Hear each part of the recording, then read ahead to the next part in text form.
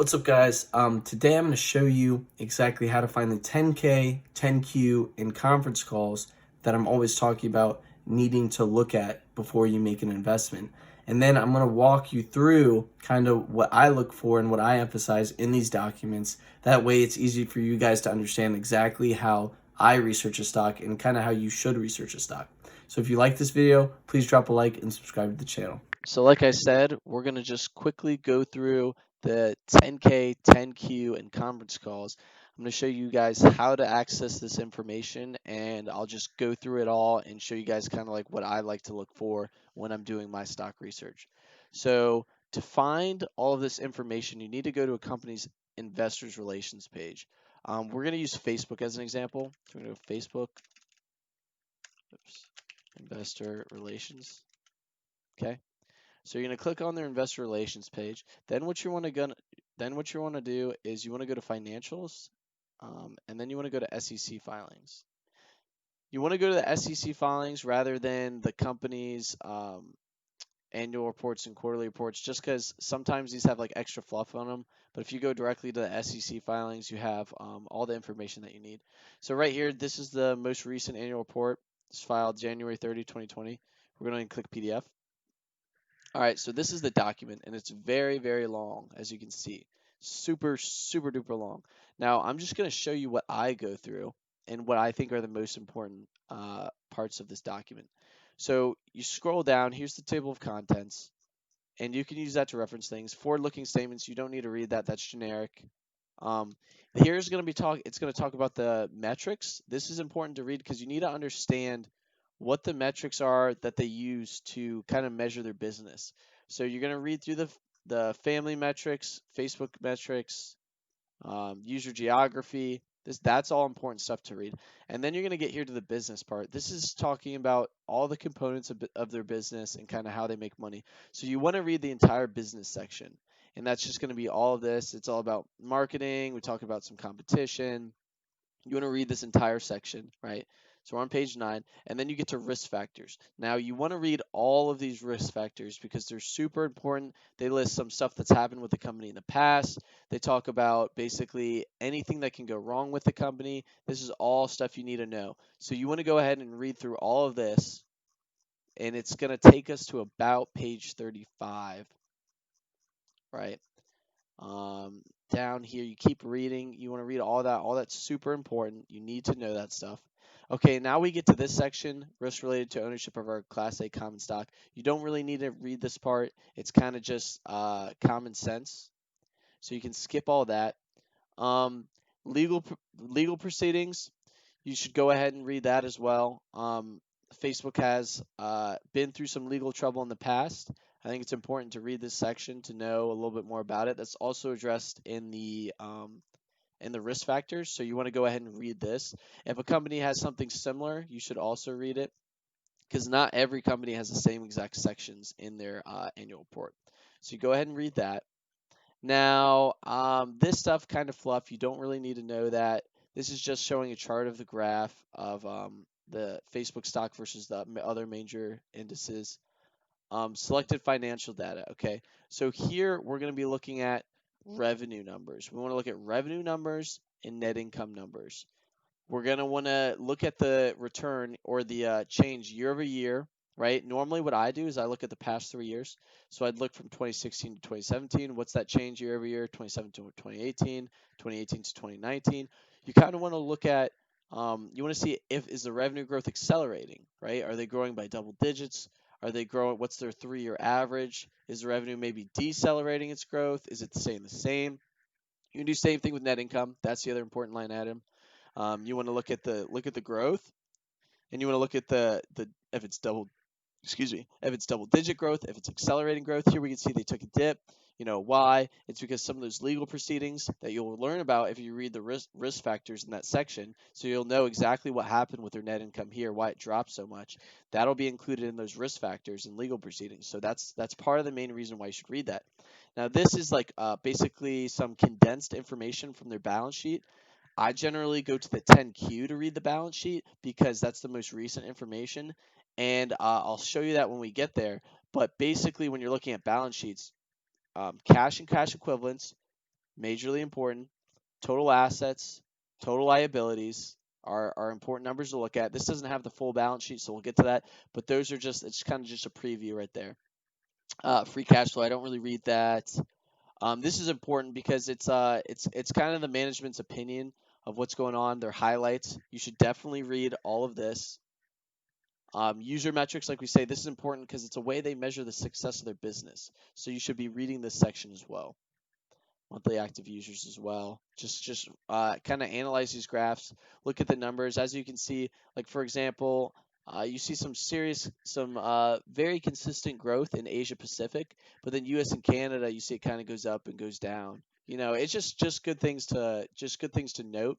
Like for example, up here you see kind of in U.S. and Canada, it's kind of leveling off, not as much growth, but in Asia Pacific, you see their monthly active users growing a lot. These are just good things to know. Get through all that. More stuff on Facebook user metrics. You should read that. Read through that. Now, this is kind of in most 10K annual reports are going to be roughly the same.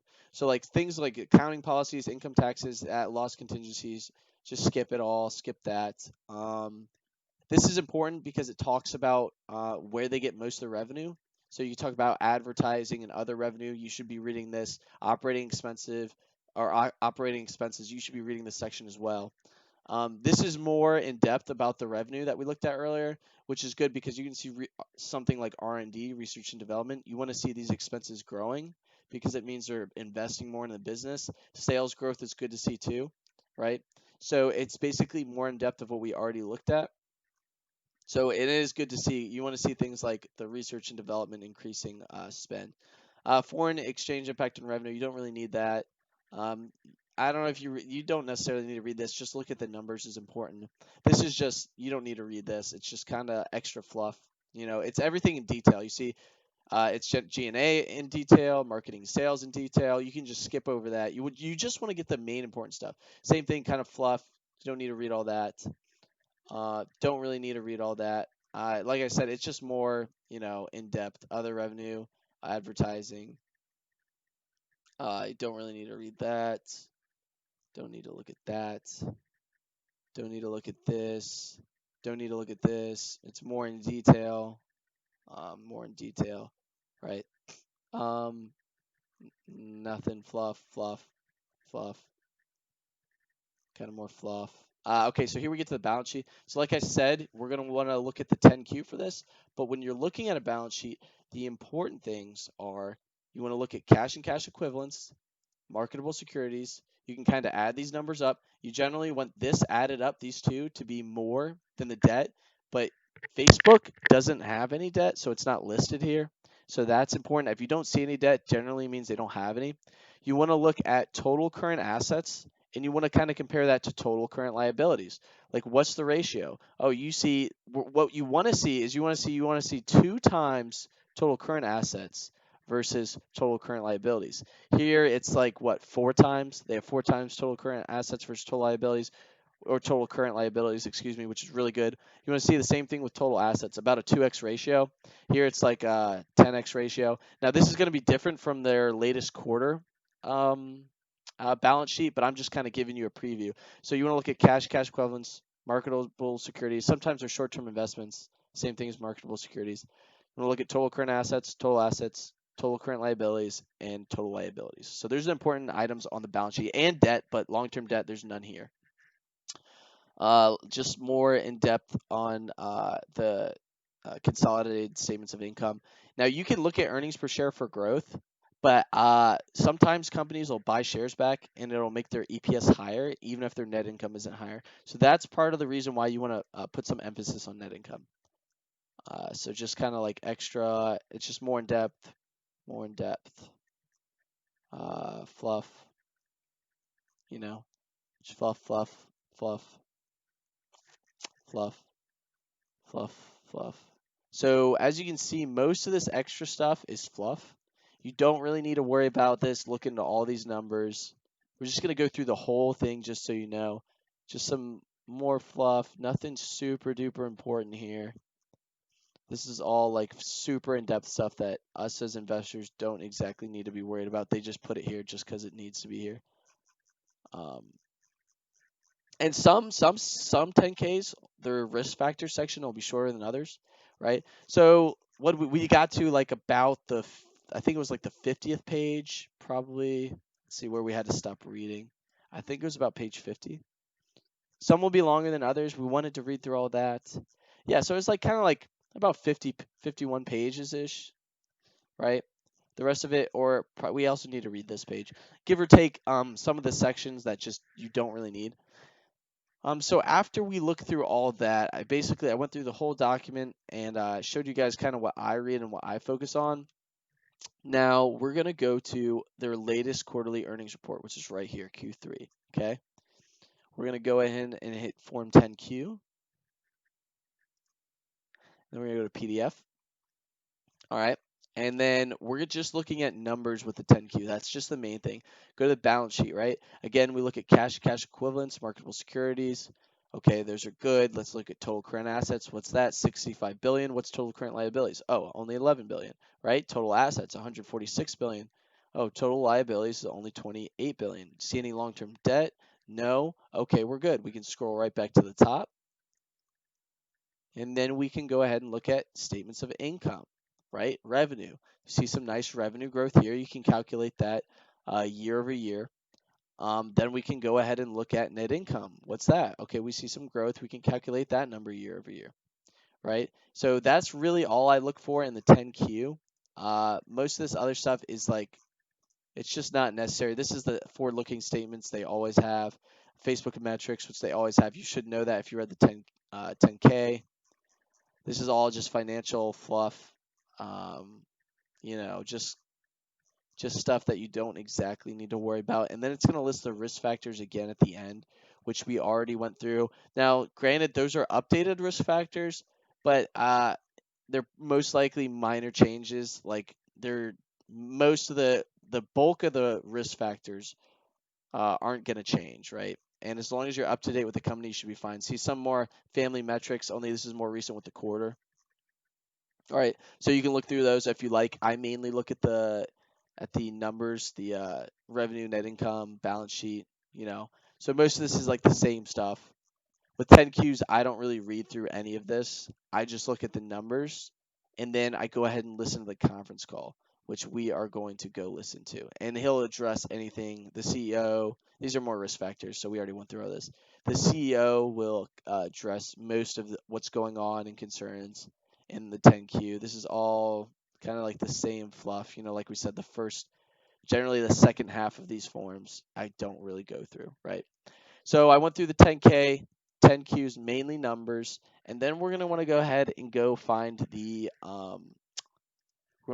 conference calls. Okay, so Q3 is their latest quarter, and then we're gonna go to webcast. You can click on the webcast, and you can go ahead and click play, and they're generally about an hour.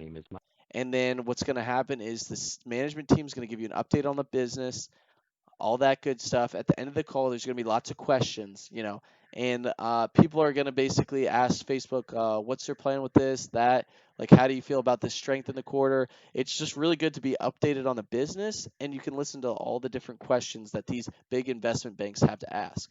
So when you're listening to a conference call, it's kind of hard to follow along. So what I like to do is I like to look up the earnings transcript. I actually think Facebook had it right here, earnings call transcript. So I don't know if this holds everything. Let's see if they include the questions. Yes, they do. Okay. Wait. Actually, let me see. Yep. Call for questions.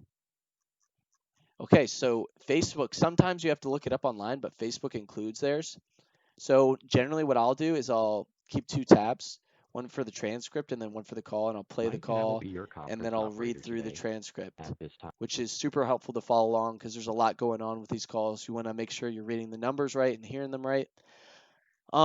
So also companies generally have investor presentations. I was looking and I couldn't really find their investor presentation. I'm guessing that's kind of like their slides. Like if you go ahead and let's see, we'll look at another example. So I know a Square has investor presentations, and so does Chegg. We'll go to Square investor relations. I couldn't find any on Facebook, but I'm sure they are somewhere. So another thing to look at is, like we said, uh, investor, investor presentations. So I couldn't find Facebook, but I know Square has one because I've looked through the company before. So you go ahead and look through these, and they just condense a lot of information with diagrams, and they make everything very easy to read, which is super important. So it basically says it divides your business into two businesses, the seller and the cash app, right? And you can see the growth really, and then you can see total addressable market. Just kind of everything's put in a very easy way to like kind of read and understand. So investor presentations are also super duper important to look at just because they make everything easy to understand and see. Now we're not going to go look through all this, but I'm just showing you kind of how to get there. Everything basically you need is on the investor relations page, right? Sometimes like I said, I can't find the investor presentation. I'm assuming it's probably because they have these slides right here. So this is kind of like an investor presentation. Um, but yeah, that's kind of what I do. And then the last thing, so this is all research material, right? Investor presentation, 10K, 10Q, conference call. And kind of to top it off, I'll go to YouTube and I'll go ahead and I'll search um we'll go ahead and search Facebook CEO interview, right? And then you'll get all of these interviews that you can look at, and I'll kind of pick the most recent one. So that's about it. That's everything you really need to know. Um, to get started, I'd suggest reading as much as the 10K as possible. Just kind of even the stuff that's fluff. Go ahead and just read as much of it as you possibly can, just so you get a feel for how everything works. And that'd be my main advice. My best advice is pick a stock like Facebook and do all the steps that we just said all one time through so you get used to it, right? You need to do this one time through so you're ready for it, you're used to it. And yeah, that's basically everything I look for and how I kind of research a stock. So I hope you guys got something from that video. I'm sorry about the mic quality. I'll be getting a new mic soon, but that's everything. That's how I go through the documents, kind of what I read, what I go through when I'm making my investments. So if you guys like the video, please drop a like and subscribe for more content.